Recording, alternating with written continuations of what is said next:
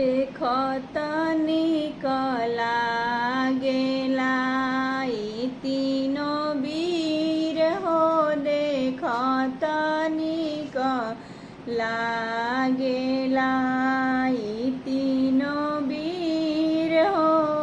के कर राम हवे के कर लक्ष्मण के कर राम हवे के कर लक्ष्मण के कर हवे वीर हनुमान हो।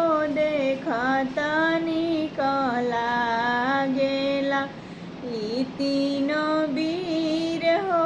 देखत निक लागेला ई तीनो वीर हो। कौसल्या के राम हवे सुमित्रा के लक्ष्मण। कौसल्या के राम हवे सुमित्रा के लक्ष्मण। अंजनी के पुत्र हवे वीर हनुमान हो। देखत निक लागेला ई तीनो वीर हो।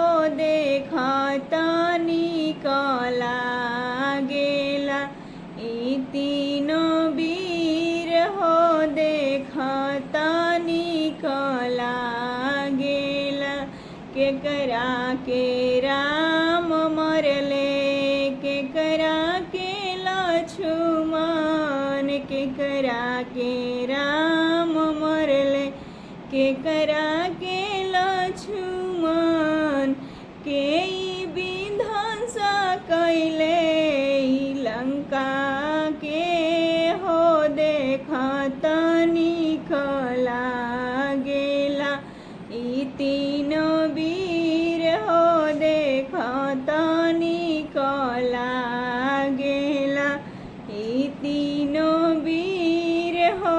देखत निक लागेला रावण के राम मरले मेघनाथ के लक्ष्मण।